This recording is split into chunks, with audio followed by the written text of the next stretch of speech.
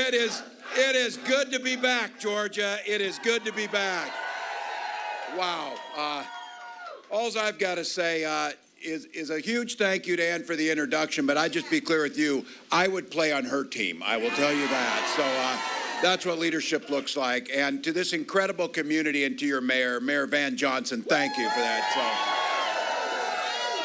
So, all of you, thank you for the warm welcome, and thank you for the sign on Gus. I am grateful for that.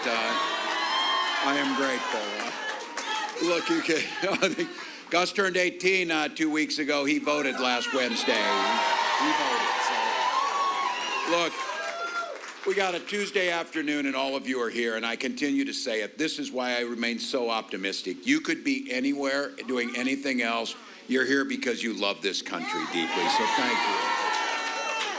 All right, here we go. Final week of the race, folks. 7 days. Folks are still making up their mind. You know that. It's hard to believe, but they're still doing it. And I know you've heard from people in your life this version of what's going on with them right now. Well, I can't really stand Donald Trump personally, but I think the economy good, when he was in. I think the economy was good. Look, people are trying to rationalize voting for this guy. I will say this. I think some people's memories are a little fuzzy about what 4 years ago was. Keep in mind, 4 years ago, we had lost 2.7 million jobs. Unemployment had shot way up. Supply chains were devastated because Donald Trump botched the pandemic response. You remember the days when you were trying to find hand sanitizer and toilet paper? That was because of Donald Trump, just to be very clear about that. Not to mention the tens of thousands of Americans that died because he did not take COVID seriously. That's what happened. So look, 4 years ago, when he tells you, were things better 4 years ago? Yeah, if you were a billionaire because you got a tax cut. The rest of us got screwed during the deal. That's what happened. Look, what do you expect from a guy? And I keep saying this. Let's just dispel the myth of this, that Donald Trump is some type of businessman or whatever. This guy went bankrupt 6 times. Everything he touched went bankrupt. So I'm going to say it, and I think now in the last 7 days, let's just talk turkey about things. Donald Trump's a loser in everything that he's done. That's what he's done. That's not a pejorative. That's an observation based on facts. He loses jobs. He loses businesses. He loses in court. And no matter what J.D. Vance says, he lost the 2020 election.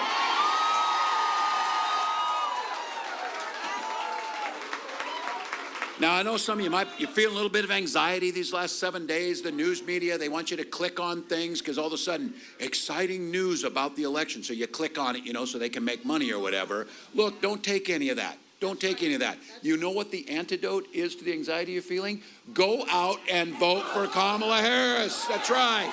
Vote. We got it. We don't. You got it.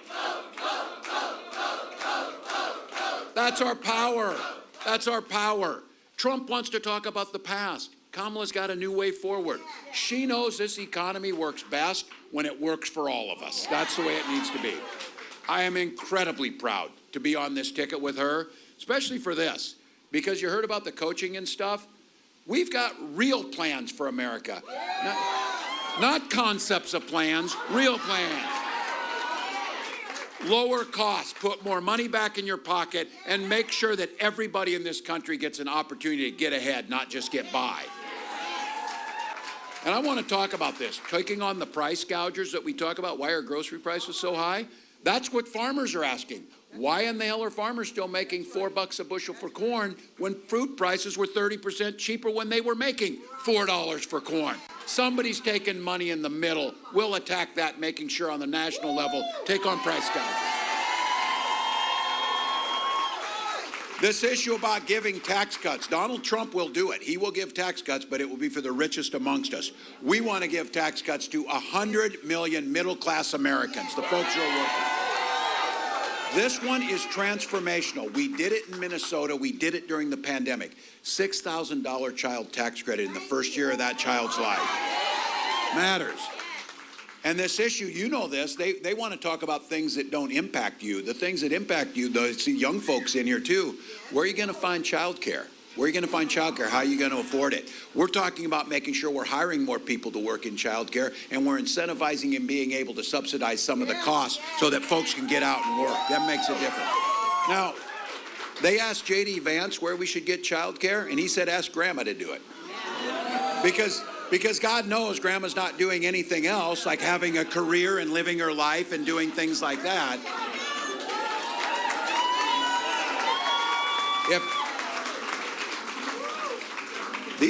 We should offer classes to these guys to learn how to talk to women so they can get this right, because they don't know how to do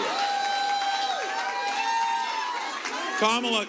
Kamala wants to extend, and this is another one of those big issues, access to affordable pharmaceuticals. These aren't nice to have things. This is not a new pair of tennis shoes. This is insulin that you need to save your life. And so when we capped it at $35 for seniors, she wants to take it for everyone. We did it in Minnesota.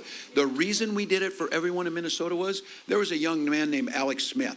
He turned 26 and got off his parents' insurance. He started rationing his insulin. He died. His mom, Nicole, came to the state capitol and said, never again will I have a mother lose her child. So we have $35 insulin for everybody. Not only is that the right thing to do, but this is the price gouging issue. They were charging for that little vial of insulin that we now cap at $35. They were charging $800 for it. It cost $5 to make it. They're still making $30 for each one. They will do just fine. So look, for all of us in here too, and the young folks in here, I know this one's not going to register much with you, but trust me, when you turn 60 and get in there, there's a couple things you really start paying attention to, Medicare being one of them. That's how we live with dignity when we get older. Kamala proposed having Medicare pay for in-home care so our seniors and our parents can live in their homes longer. Smart. Now listen, everybody, and they say, well, what are their concrete plans? You're not going to hear Donald Trump talking about this stuff because he doesn't believe in Medicare, doesn't believe in Social Security, doesn't care. But when she said, let's expand Medicare to pay for glasses and hearing aids, what a novel idea. What a novel idea.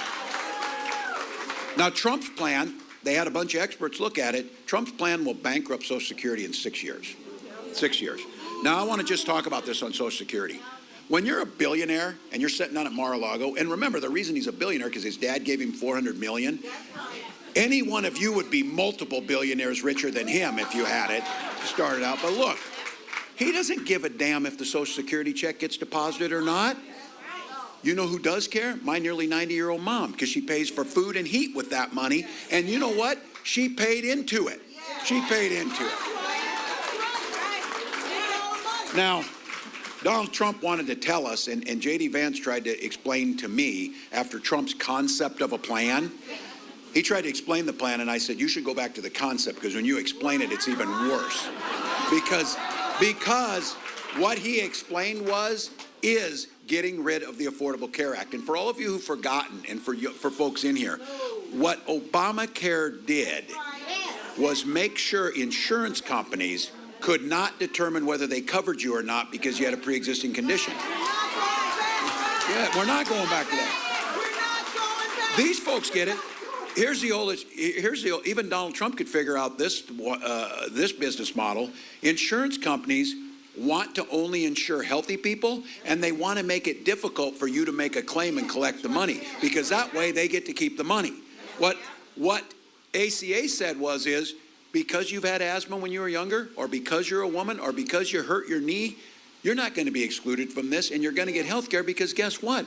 Health care should be a basic human right to be able to take care of people. And the system works. And this idea of home ownership, all of us in here who've had the privilege and the ability to be able to own a home know that one of the biggest obstacles to getting in that home is the down payment that you need to get in.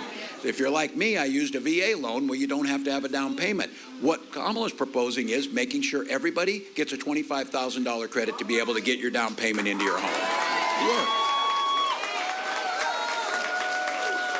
And to folks in here who have an American dream to start your own business, we know that the richest and the biggest companies in this country don't pay any tax right now. They get a lot of tax credits and a lot of breaks.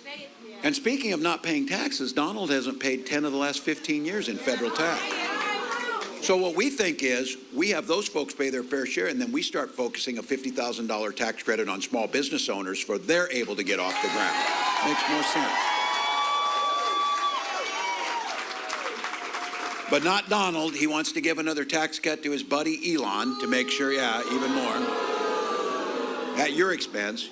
He's got a plan that no one agrees with. Remember during COVID, he didn't want to listen to medical personnel. He told you to inject bleach.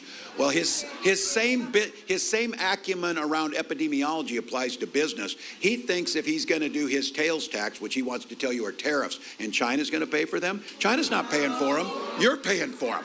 $4,000 a year. $4,000 a year out of your pocket. All right. You would think after nearly 80 years he would have learned what a tariff is, wouldn't you? It's an 80-year-old man. He should have learned this thing. Did I say he was nearly 80? That he was nearly 80? That's all right. So he's nearly 80. He said, I'm not nearly 80. It's like 18 months away. He's nearly 80. Look, some of you in here, and I know there's folks in this room, we know that our system of government was never perfect, but it was better than any other one ever concocted. And it meant working together. And let's just acknowledge, the Republican Party over the years contributed much to this country. And the parties that kept their word, when those old Republicans talked about freedom, they meant it. That's not who this guy is. When this guy talks about freedom, freedom to have government in your doctor's office, in your school library, in your bedroom. Golden rule up north, as I'm sure it is down south. Things work better if you just mind your own damn business about my bedroom. Stay out of your bedroom.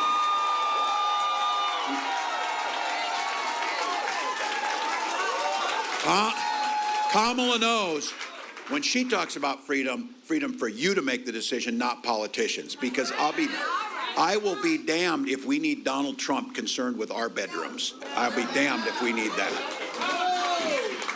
He needs to worry about his own on this. You know that. Look, other things on freedom. Freedom to make those health care choices. Freedom for our seniors to retire with dignity. And I'm going to talk on Social Security, that issue again. Donald Trump called it a Ponzi scheme. It is the single greatest anti-poverty program that we pay into. And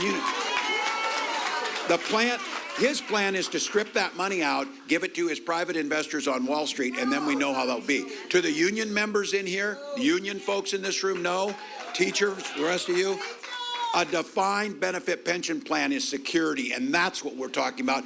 Social Security helps add to that. And I say this as a dad, as a teacher, as a governor.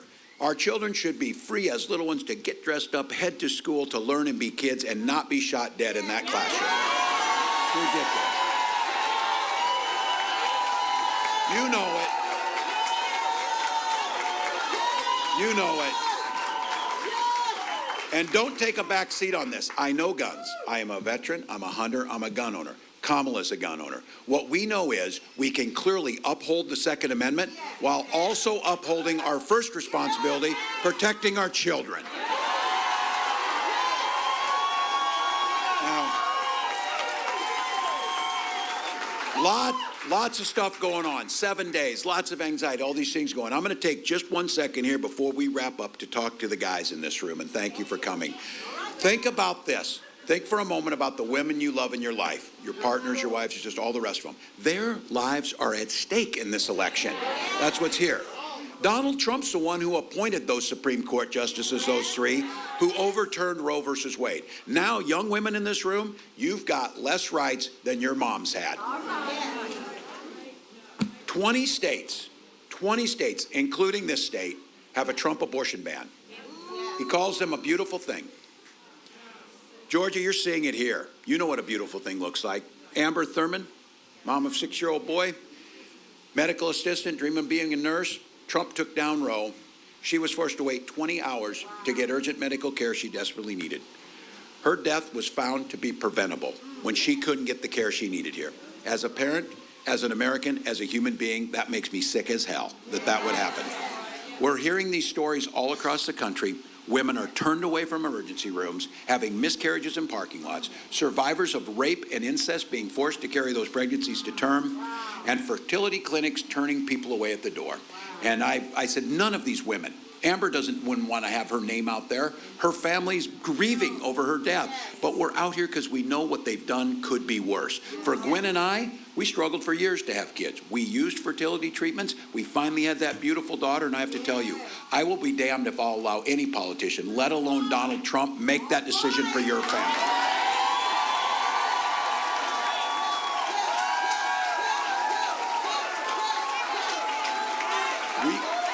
Keep in mind, this is the power.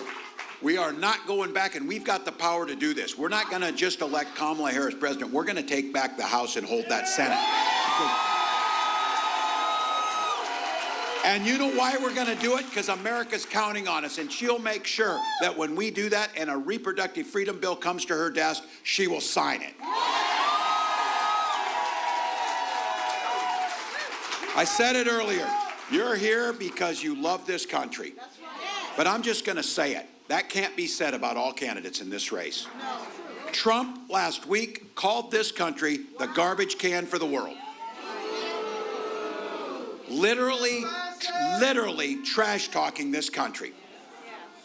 Look, folks, it doesn't get much simpler than this. Donald Trump does not love this country because he is incapable of loving anything other than himself. That's what it is. Kamala, I, and all of you, we believe this is the greatest nation on earth. She believes in the founding promise just like you, and she's ready to fight for it. So here's the deal, folks. 1 week from today, we're going to win this thing. We are going to win this thing. I can feel it. We are joyful, optimistic, and momentum's on our side. But I've been through enough of these, and I've been through enough of them in life. We're not taking anything for granted. So now it's time for a little bit of a pep talk, Fecal. This thing is tied, and you know it. It's tie game. 2 minutes left on the clock. The good news is we've got the damn ball. We're driving that thing down the field. We got the best quarterback in Kamala Harris leading the way. And the team in this room is the right team to win it. All right, those of you who've played these things and know, and to the football guys in here know, end of the fourth quarter, easy to get tired, easy to start doubting, easy to maybe say it's not worth it. But I'll tell you what, this is where champions dig deep. This is when you say there's too much on the line and too many people are counting on me. We're going to push through this thing. So we're going to keep pushing this down the field, 1 inch at a time, 1 yard at a time, 1 phone call at a time, 1 door knock at a time, 1 vote at a time. Look, you are in a unique position where Savannah and this part of Georgia and the state of Georgia could not only make the difference for this state, but for the entire country and the rest of the world when we win this thing. Get that cousin to the poll. Get that person who says, oh, I'm just really not into politics. Too damn bad. Politics is into you. So go get it done. If you can go to KamalaHarris.com, give $1 or $2, it matters. But the most important thing here is vote, vote, vote. Look, you know it. In-person voting till November 1st, you can get it done. If you've got a mail ballot, drop it in the mailbox. Don't wait anymore. If you're looking to vote in person, iwillvote.com/GA to get that done. Take your ID with you. And I know you all have at least one person you can take to the polls. This thing in Georgia might be won by 1 or 2 per precinct. I was asking last time, how many did we win by last time? And somebody said, ask Trump. He was trying to find those ballots. 11,000. Let's win by more than 11,400 this time.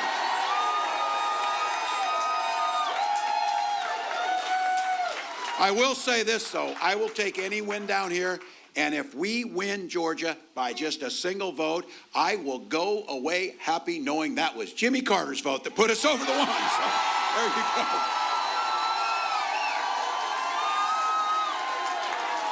So folks, Make a plan to vote. Make a plan to get somebody to vote. If you can volunteer, we've got great teams out here. Knock a couple doors, call people. This takes your anxiety away because you're in the fight. You're making it happen.